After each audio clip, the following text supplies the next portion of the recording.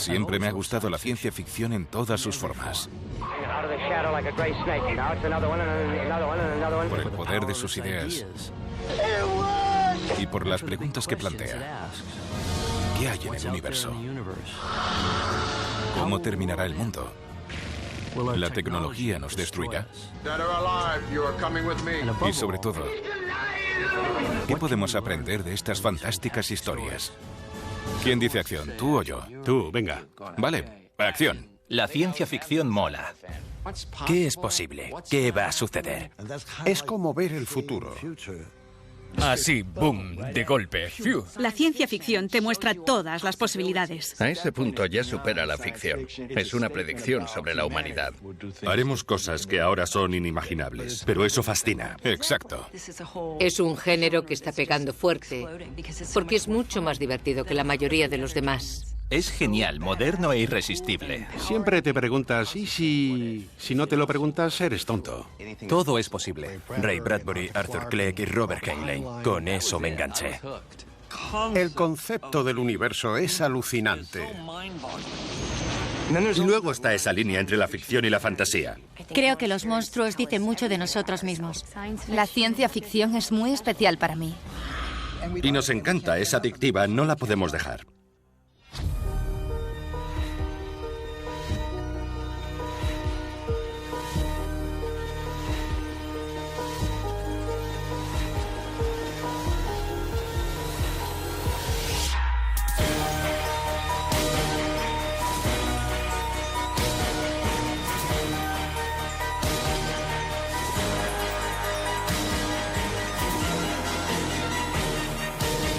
La historia de la ciencia ficción. Vida extraterrestre. Creo que de toda tu filmografía como director y productor, has hecho muchas películas sobre contactos o invasiones extraterrestres. ¿Fue eso lo que inspiró tu imaginación? Mi padre fue el que me enseñó el cosmos. Ajá. Cogió un tubo de cartón de esos para enrollar alfombras y construyó un telescopio reflector de 5 centímetros. Guay. Y vi las lunas de Júpiter. Fue lo primero que me señaló. Y también vi los anillos de Saturno. Entonces tenía 6 o 7 años. Y para mí, el cosmos. Pasabas mucho tiempo mirando al cielo. Mucho tiempo. Él me despertaba por las noches. Da miedo que tu padre entre en tu cuarto a oscuras y diga, ven conmigo. ¿Te llevó a ver una lluvia de meteoritos? Una de Leónidas. Ah, sí. Me llevó a una loma de Nueva Jersey y había cientos de personas tendidas sobre mantas de picnic. Eso sale en Encuentros en la tercera fase. Sí, la metí en la peli. Esa escena. Y nos acostamos en una mochila, que era una mochila del ejército. Miramos al cielo.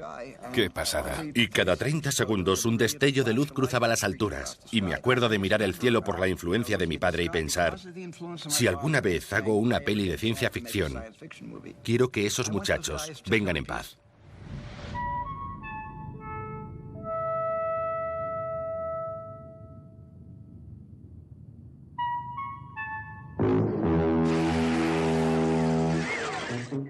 Mi representante me llamó y dijo, es para una peli de Steven Spielberg. Se llama Encuentros en la tercera fase. Y yo, ¿perdona? Así que fui al casting, ensayé algunas frases para conseguir ese trabajo y Steven dijo, nos encantaría que participaras. Serás el intérprete de François Truffaut. Eso sí, tenemos que oírte hablar en francés. ¿Sabes francés? Y yo...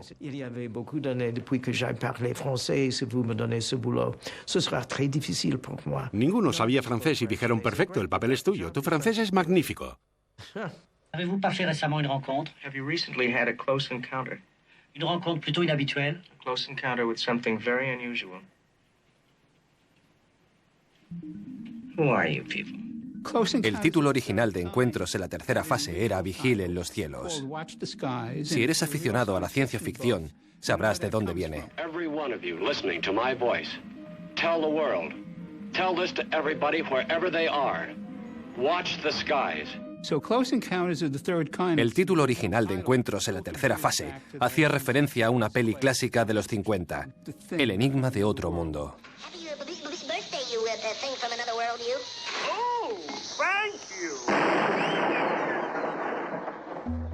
El personaje de Richard Dreyfuss en la peli es muy interesante porque no es un héroe, ni es buen padre, ni buen marido. Él renuncia a todo para ahondar en la idea de que hay vida en otros planetas.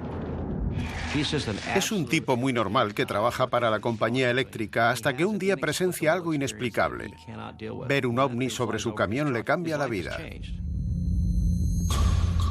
La familia está rota. Se ve como la obsesión de él por los extraterrestres afecta a su mujer y a su hijo. Well, I guess you've noticed something that's a little strange with Dad. I can't describe it. This means Pero plantea la pregunta de hasta dónde estaríamos dispuestos a llegar para comunicarnos con ellos. Entiendo que nos critiquen, pero también me siento muy aliviado de saber que hay gente en este mundo que tiene esa inquietud en su interior y la investiga. you felt compelled to be here. Yeah, you might say that. Mais qu'espériez-vous trouver? But what did you expect to find? An answer. That's not crazy, is it? Encuentros en la tercera fase innovó en el género. En vez de mostrar a los extraterrestres como monstruos temibles que solo quieren beber nuestra sangre o conquistarnos, nos decía que el universo está lleno de cosas increíbles y fascinantes. Y Steven sabía exactamente cómo crear una reacción de felicidad y asombro al mismo tiempo. Hay una escena en la peli en la que algo aterriza. Kerry va a abrir la puerta y ve a unos seres fantásticos. Steven ordenó que varias personas del rodaje se pusieran disfraces de conejo y de ratón. Y luego le dijo, Kerry, ya puedes abrir la puerta. Y cuando Kerry la abrió, se le abrieron los ojos de la sorpresa y la emoción.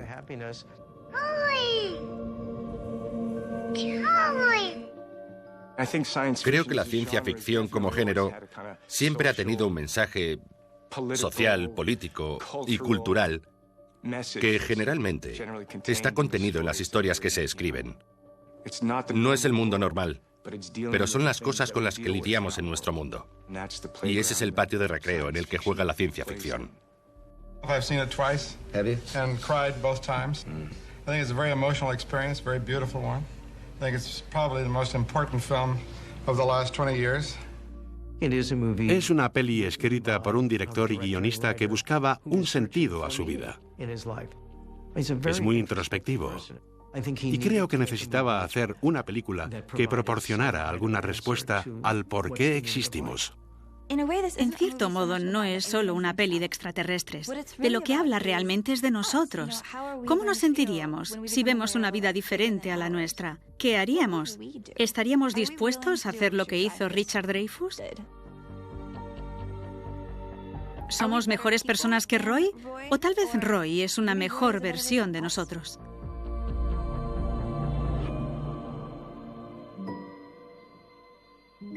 Creaste como una especie de espiritualidad o religión alternativa. Sí, una civilización superior infinita va a encontrar y sacar lo mejor de ti y mostrarás las mejores partes de ti mismo, como dijo Lincoln, los mejores ángeles de tu naturaleza. Exacto. Eso es lo que hace el bien. El bien no inspira el mal, sino propaga un bien mayor. Ya. Y eso lo logran los mejores guiones de ciencia ficción. Creo que una de las máximas de todo cineasta, al menos del tipo de historias fantásticas que nos interesan, es sacar a tu niño interior. Para eso debes luchar contra el impulso del cinismo que adquirimos con el tiempo. Es una batalla. Ya. Para mí es una batalla interna y lo continúa siendo. Ajá. La de intentar ver lo positivo. Más que cualquier otro género, la ciencia ficción es el gran ¿y si? ¿Qué pasaría si nos despertamos mañana y hay unas naves espaciales sobre nosotros? Las invasiones alienígenas nos emocionan porque vivimos indirectamente el miedo a que nos aniquilen mientras comemos palomitas cómodamente.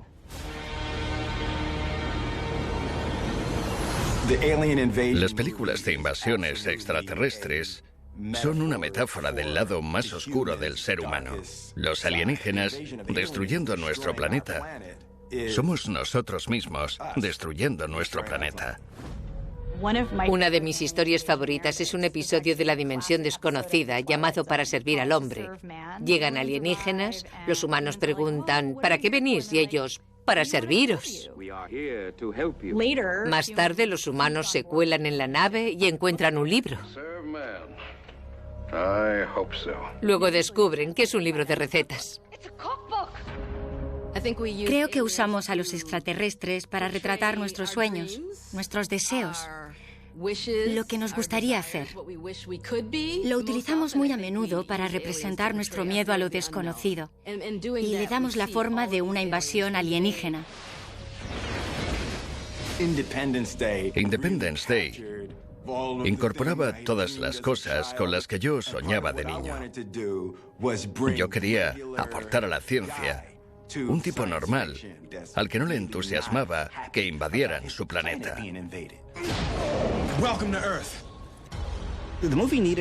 La peli tenía que hacernos pensar que el enemigo estaba muy por encima de nuestras capacidades. La Casa Blanca era un símbolo de fuerza y poder.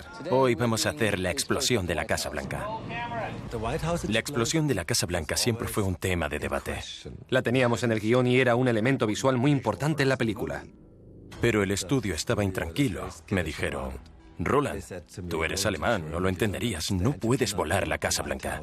Roland dijo, me estáis diciendo que sería muy polémico y que todo el mundo hablaría de nuestra película. ¿Dónde está lo malo?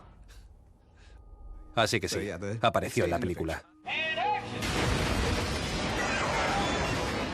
Queríamos transmitir desesperanza. Entonces a nadie se le ocurría que los monumentos podían saltar por los aires. Esto fue mucho antes del 11S. La imagen de la Casa Blanca explotando era un momento crítico de Independence Day. Me acuerdo de estar en el cine, sentado unas filas detrás de un tío. Y cuando salió la escena empezó a decir, ¡qué fuerte, tío! ¡Qué fuerte! ¡Qué mal rollo! ¿Lo has visto? ¡Qué mal rollo! Independence Day intenta hacer alusión a muchos clásicos del género, tanto para atraer a los aficionados como para que el público general tuviera puntos de referencia para interpretarla.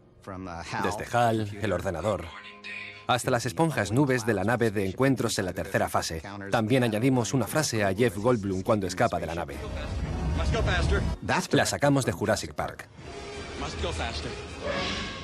El virus informático era un guiño a la Guerra de los Mundos, donde un virus real mata a los extraterrestres.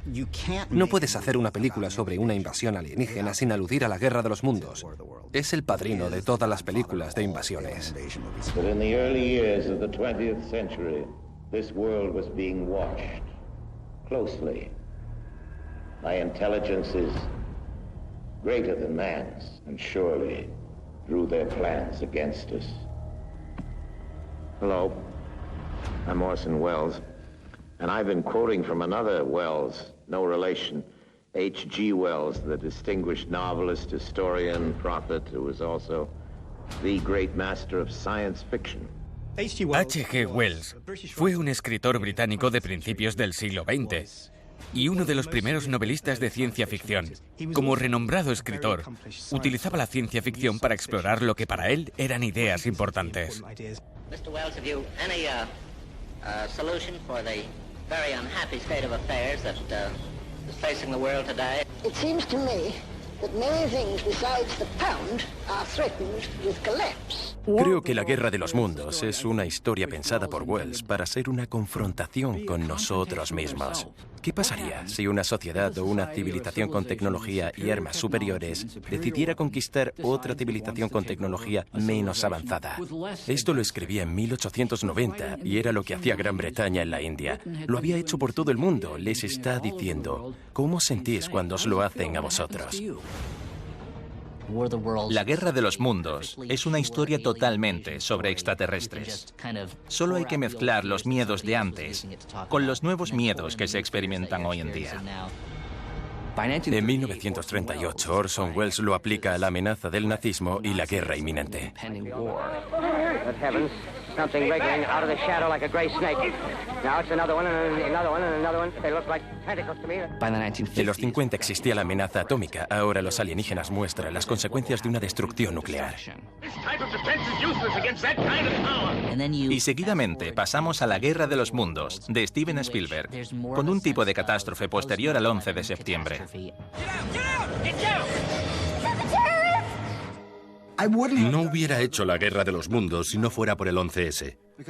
Son acontecimientos análogos. Un acontecimiento en nuestra cultura americana y en la historia global del terrorismo. Por supuesto. Estados Unidos no es un país que esté acostumbrado a los ataques. La última vez fue Pearl Harbor. Además, supiste convertirlo en un drama familiar en el que participaba todo el mundo. Sí, alguien me dijo que hiciéramos una historia sobre un padre soltero que descuida un poco a sus hijos. Claro. Y de alguna manera esta vivencia le hace preocuparse más por sus hijos que por él mismo. Sí. Y eso se convirtió en el núcleo. Esta idea de los peligros que subyacen en los encuentros que relató H.G. Wells en su novela La Guerra de los Mundos nos cautivó desde el primer momento. La idea de que todo lo que conocíamos podría ser destruido en un instante. Y de repente Hollywood desarrolló esa idea en muchísimas películas del género de la ciencia ficción, con extraterrestres que nos invaden y nos destruyen de maneras explícitas y extravagantes, o como en La invasión de los ladrones de cuerpos, de una manera mucho más sutil y subversiva. La invasión de los ladrones de cuerpos da mucho más miedo que los alienígenas que vienen del espacio y que plantean un conflicto como el de la Guerra de los Mundos, porque no sabes quién es extraterrestre y quién no. La invasión de los ladrones de cuerpos trata de una conspiración en la que sustituyen a las personas por alienígenas que se transforman dentro de unas vainas y que pretenden dominarles. Pero les falta algo. No tienen nuestra individualidad o la chispa que nos hace espectacular y mágicamente humanos. Era 1956 y la película dio que hablar en relación con la amenaza del comunismo, la ideología donde todo se hace al unísono y todos somos iguales. En aquella época se llamaba la conformidad silenciosa. ¿Quién no ha sentido eso alguna vez? Cuando hablas con alguien y no parecen ellos mismos, les miras y dices: no eres la persona que conozco. Te han lavado el cerebro. Es una metáfora. ¿Quieres sentir o prefieres no sentir? ¿Te gustaría vivir en esa zona de grises sin poder expresarte tal y como eres?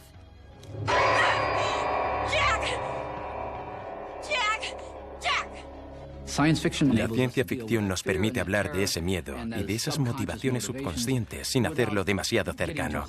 Es una metáfora potente y un aviso impactante.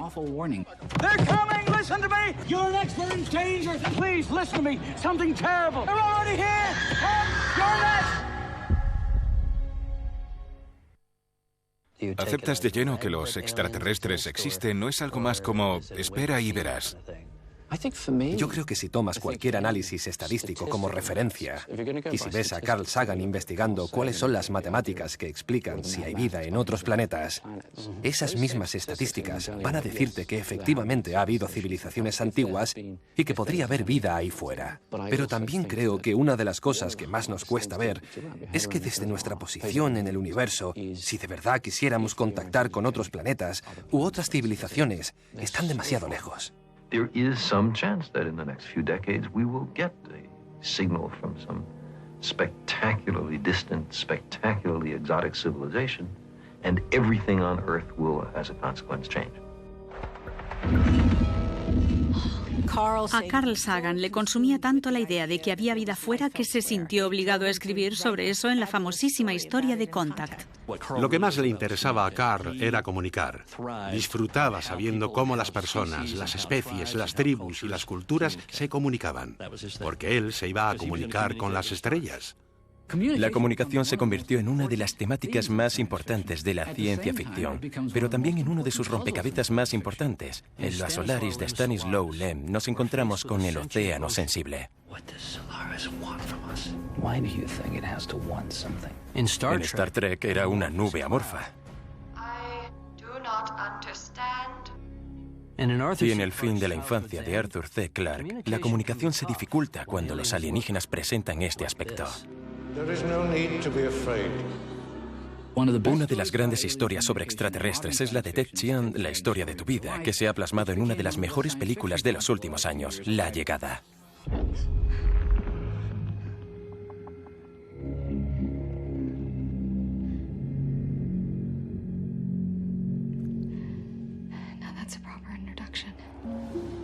Me encantó La llegada, porque trataba únicamente de la comunicación y de cuántas veces la hemos descartado antes de probarla.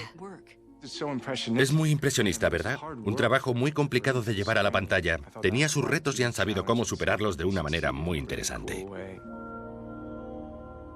La historia original de Ted Chiang, En la historia de tu vida, trata de una raza extraterrestre, los septápodos, que parece querer intercambiar información con nosotros. Lo que yo quería hacer con mi historia era algo que no había visto en otras, que es retratar el proceso de aprender un idioma alienígena, cuando tienes que ir descodificando de manera escrupulosa el vocabulario y la gramática. ¿Cuál es vuestro propósito en la Tierra? Esta es la pregunta que todos queremos responder. Y cruzar esa barrera idiomática puede marcar la diferencia entre el fin de la vida en la Tierra y el comienzo de una nueva idea.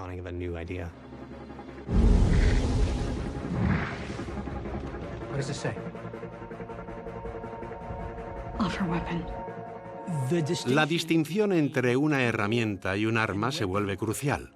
Al final, por supuesto, se sabe que no se trata de un arma, sino de una herramienta. De hecho, es un regalo, y el regalo es su lenguaje. Y así se convierte en una historia que no trata sobre una invasión extraterrestre, sino sobre la comunicación entre dos especies. La clave es que no es lineal. No hay principio ni final. Están ahí todos los elementos y los ves en un instante, como un todo. De hecho, ves toda tu vida pasando ante tus ojos. Cuanto más aprende su idioma, más asimila su conciencia. Y gracias a que su conciencia trasciende al tiempo, comienza a recordar el futuro. Los alienígenas de la llamada sirven para hablar de un modo de cognición radicalmente diferente, una manera de pensar diferente y formas diferentes de mirar al universo. Ya estaba la antigua pregunta de cómo el lenguaje se relaciona con el pensamiento o cómo puede influir en el pensamiento. I was doing some reading about this idea that if you immerse yourself into a foreign language, that you can actually rewire your brain. La película hace una referencia explícita a la hipótesis de Sapir-Whorf, que explica que tu lenguaje crea hábitos de habla y esos hábitos se traducen por hábitos de pensamiento. De esa forma, tu idioma te hace pensar por hábito de cierta manera, lo que repercutirá en la manera que ves el mundo. La pregunta es ¿cuánto? Sí que creo que nuestro lenguaje orienta nuestra realidad y le da forma. En mi opinión, la forma en la que el idioma de los septápodos reconfiguran la experiencia de Lewis del tiempo es una exageración de eso mismo. Creo que el lenguaje que reciclamos continuamente en nuestro mundo configura nuestra realidad y puede ser nuestra prisión. Lo que más me gusta del final de La llegada es que Luis sabe que su futuro va a traerle dolor y alegría si llega a enamorarse, a tener un hijo, o cuando ese hijo se muera. Sabe que cometerá errores que harán que su marido se distancie, y aún así elige ese dolor. Es la idea de saber que lo que vas a hacer te va a aportar dolor, pero también que los momentos felices van a merecer la pena. Es un pensamiento muy bonito. Cuando los niños me preguntan ¿de dónde sacaste la idea para esos extraterrestres? ¿Qué te inspiró? Yo les digo, id al acuario, ahí están todos. Es lo que yo hice en Avatar. Me fijé en el océano buceando y se me ocurrió. Para mí eso es de las cosas más brillantes de Avatar. Uno de los mayores problemas de las películas de ciencia ficción, que no pasa en los libros, es que debes crear un mundo real que no existe. Es muy complicado y lleva muchísimo tiempo. Claro. Porque tienes que crear algo que sea especialmente inusual y diferente, pero al mismo tiempo familiar para poder creértelo. Sí. Y si lo haces mucho, te fríe el cerebro. Pero ahora que tenemos la tecnología digital, puedes pensar en cualquier cosa. Siempre me fascina la morfología y la anatomía de los alienígenas. Los escritores de ciencia ficción son como motores de imaginación. Quizá tengan 4 extremidades como nosotros, o quizá sean como una araña, que es una opción típica, o como un pulpo o un calamar.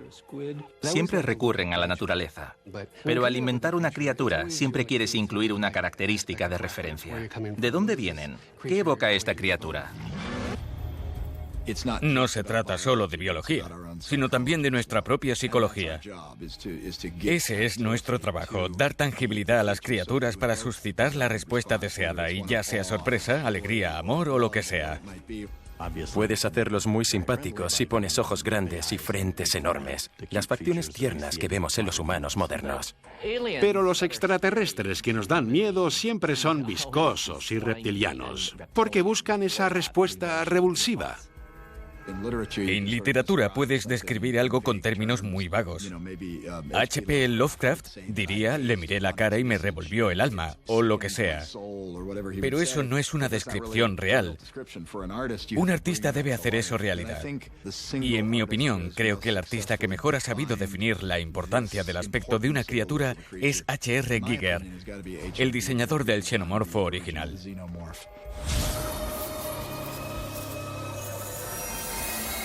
Yo era diseñador industrial. Me sirvió mucho diseñar una criatura. Los xenomorfos tienen un diseño básico extraordinario que emplea todo tipo de imágenes psicosexuales, como la muerte o la cabeza fálica. Además, su ciclo de vida comienza con una violación.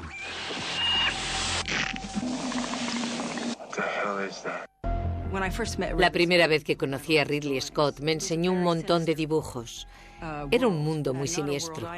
No había visto nada igual en ninguna película. De hecho, pensé, no sé cómo va a hacer una película con este aspecto. Si ves la película que hizo Ridley, no ha envejecido nada. Eso dice mucho de las aptitudes que tenía el diseño de Giger para los aliens. Ridley consiguió coger el trabajo de la vida de un hombre y llevarlo a la pantalla. Creo sinceramente que has creado la mejor película de extraterrestres de la historia. La mayoría de las bestias no están bien logradas, o son repeticiones de otras criaturas que ya hemos visto. Se habían cargado las películas al mostrar a la bestia solo al final. Como hizo Steven en Tiburón, solo dedicó 2 o 3 planos al tiburón y ya. Me dije, nuestro mayor problema será lograr que esto funcione, porque no tengo tecnología digital, tendrá que ser un tipo disfrazado. No teníamos eso entonces. No, pero en la película estaba presente, no podía ocultarlo. Ya, pero lo lograste con buen ojo y buen gusto. Sí. Reconociste el valor del biomecanismo psicosexual de Hans Ruedi Giger. Sí, el truco estaba en una foto de Necronomicon. ¿Del libro de Giger? Es el perfil. Esta es la imagen del alien que Ridley Scott quería en su peli. Parecía que me estaba enseñando algo pornográfico. Me pasó la foto y solté, ¡Dios bendito! La persona que lo dibujó me dijo que la gente no estaba muy cómoda con la imagen, que era obscena. Yo le dije, la obscenidad está bien, lo obsceno es bueno, lo sexualmente perturbador es algo positivo. Claro, juegas con el miedo. Toda la película trata de la evolución del miedo. Casi todos los xenomorfos combinan rasgos sexuales masculinos y femeninos, y eso nos aterra, porque una forma que tenemos de dar sentido a lo monstruoso es intentando asignarles conceptos que nos encajen con nuestro propio entendimiento de la existencia. Un recurso que utilizamos es categorizar a la humanidad en cuanto al género. Es lo primero que preguntamos cuando sabemos que ha nacido un niño. El problema con los aliens es que se mezclan los dos géneros y ya no tenemos esa capacidad de comprender ni de controlar. Now, put your hands on the dome, like you're stroking it. Remember, like that Giger thing? Ridley conoció a Badejo Bolaji en un bar. Era estudiante de Bellas Artes. Medía como 2,20 metros. Tenía las extremidades tan bonitas y exóticas que ya parecía venir de otro mundo. Cuando Bolaji venía, no pasábamos tiempo con él. Era lo desconocido. Tenía una combinación de belleza poco común, elegancia, sexualidad y violencia, que convirtió al xenomorfo en el monstruo espectacular que es. Para mí, lo que era y sigue siendo lo mejor de la ciencia ficción es que puedes hacer un taquillazo para el verano y a la vez introducir conceptos religiosos, políticos o sociales que hagan que la gente se comunique y evolucione. Siempre que seamos capaces de eso, habremos cumplido. Los extraterrestres son los portadores de nuestros miedos y arrepentimientos por el trato a otras personas. Para algunos, es más fácil identificarse con los extraterrestres que con los protagonistas.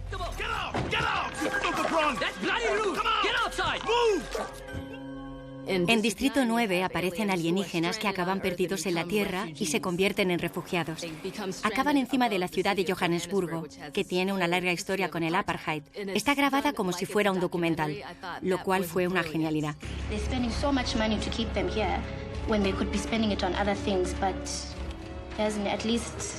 At least they're keeping them separate from us. And I think they must fix that ship and they must go. Hello. Seguimos a un burócrata del gobierno, Vilkus. Se ve forzado a convertirse en un alien y ver lo que se siente cuando te meten en uno de esos campos y eres apartado de la cultura humana. Se siente oprimido, insultado y lo convierten en un experimento gubernamental. Rodamos en Johannesburgo. Las chabolas en las que grabamos eran las casas de unas familias. En estas chabolas vivían personas que fueron realojadas en otros lugares como les ocurría a los extraterrestres en la peli. El escenario de Distrito 9 era Sudáfrica. No podría haber sido en otro lugar. Era horrible. Horrible. Se me pone la piel de gallina al hablar de eso. La xenofobia estaba en su punto álgido en ese momento. Había sudafricanos atacando a otras personas de Zimbabue que migraban al sur para buscar trabajo. Les ponían ruedas en el cuello y les prendían fuego porque decían que les quitaban el trabajo. Lo hacían justo donde nosotros íbamos a grabar. Para mí, ese fue el momento más revelador, el saber que el mundo y la fantasía que habíamos escrito sucedía de verdad. Los espectadores captarán que esas atrocidades que les hacen a los aliens son las mismas que los humanos se hacen entre sí. Muchos de nosotros venimos de comunidades que han sido marginadas. Ya estamos alienados. Por eso la ciencia ficción es un medio muy potente para hablar de eso, sobre todo cuando se hace de manera deliberada. Es la historia de un opresor que acaba siendo oprimido. Y, en mi opinión, es una historia de cómo él gana humanidad justo después de desprenderse de su parte humana. Creo que eso es lo que hace la ciencia ficción en última instancia. Plantea esas preguntas. Plantea qué significa ser humanos y si los que llamamos extraterrestres son más humanos que nosotros mismos. Quizás el mejor ejemplo sería Avatar. Los humanos somos la especie que invade, coloniza, viola, saquea y destruye. Y de esa forma se nos retrata en la película. Una de las ideas con las que juega Avatar es cómo sería un encuentro alienígena desde el punto de vista de los extraterrestres. Creo que si hubiera pensado en Neytiri como un extraterrestre, no hubiera conectado con su alma. Era necesario que viera a los humanos como extranjeros, como seres corruptos que han venido a invadirnos. La historia es muy sencilla. Se ha contado y la hemos visto otras veces, pero tenía que volver al pasado. Y fue el viaje más humilde que jamás he hecho como artista para crear un personaje.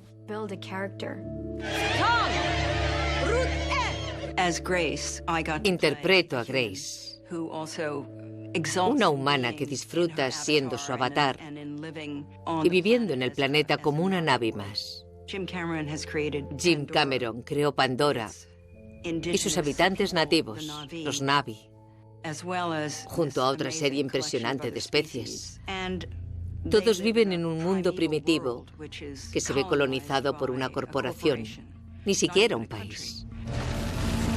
Impacta, porque es un reflejo de cómo hemos actuado a lo largo de los siglos por todo el mundo.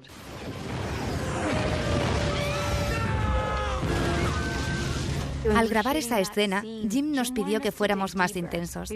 Llorábamos porque habían talado un árbol, pero eso no era lo suficientemente intenso. Era como si ese árbol fuera tu tío, tu abuelo o tu madre, una extensión de tu cuerpo. Y él quería ver esa angustia, porque en ese momento lo que los humanos estaban haciendo en el planeta estaba mal, y no eran bienvenidos allí. En ese punto de la historia ya todos somos Na'vi en parte. Justo en esa escena es cuando el público deja de identificarse con los humanos. Ya no sienten ningún tipo de empatía hacia ellos. Creo que los autores Utilizan la ciencia ficción porque hay algo que les cabrea de su cultura o de su situación política real. Es una forma de sacar a la luz lo que les frustra tanto.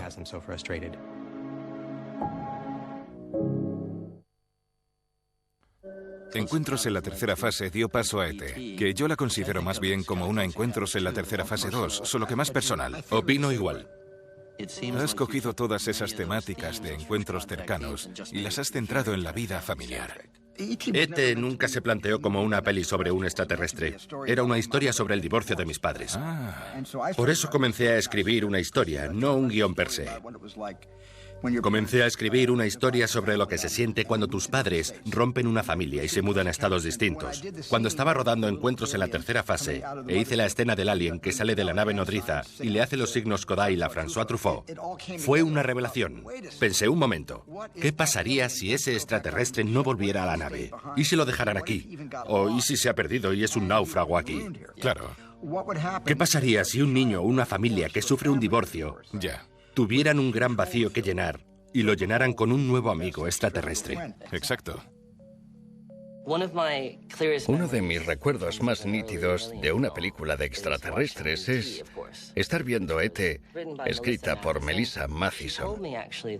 Me dijo que en el guión original no aparecía la muerte de E.T. y que cuando mi padre falleció, le impactó tanto que sintió que debía escribirlo para mí, o para aquellos niños que hubieran sufrido una pérdida así, para que fuera algo más llevadero. Spielberg dejó claro en el diseño de E.T. que debía ser lo más empático posible, hasta el punto que hizo que su diseñador Carlo Rambaldi consultara fotos de ancianos que habían vivido la Gran Depresión, sacara qué rasgos hacían que tuvieran un aspecto de empatía, sabiduría y tristeza, y luego le dijo, ¿puedes lograr que se parezca un poco a Einstein? Era fundamental que la cara de E.T. tuviera un aspecto que se ganara tu respeto y tu cariño. Claro.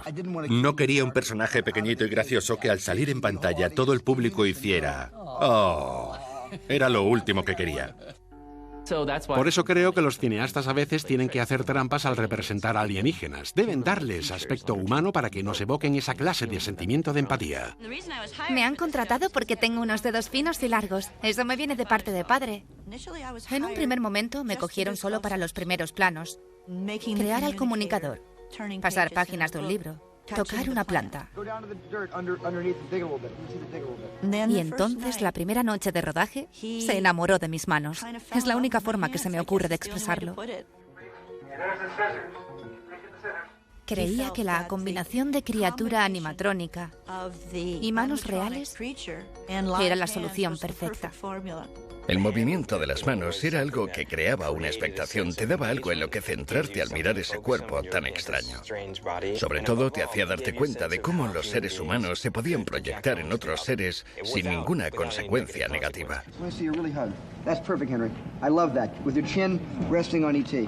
El último abrazo que sale en la película es muy especial para mí. Me dio la oportunidad de abrazar a Henry. Cuando Henry se despide de E.T., lloré desconsoladamente. Él se puso a llorar y me contagió. A mi hermana le impactó. No le dije que la película tenía un final triste. Recuerdo que me explicó que cuando mi madre nos consolaba, lo hacía de la misma forma en la que E.T. consuela a Elliot al final. No es una palmadita, sino una especie de caricia y palmadita a la vez. Dijo que lloró a moco tendido, que casi la tuvieron que sacar del cine porque estaba llorando mucho. Deja que te pregunte sin tapujos. ¿Crees ahora, con tu experiencia y tu visión del mundo, que los extraterrestres existen? Eso quería creer. Sentía que me había ganado el derecho de ver un ovni. Hice E.T. y Encuentros en la tercera fase. Ojalá, todavía espero vivir un avistamiento y conozco a muchísimas personas que sí lo han visto.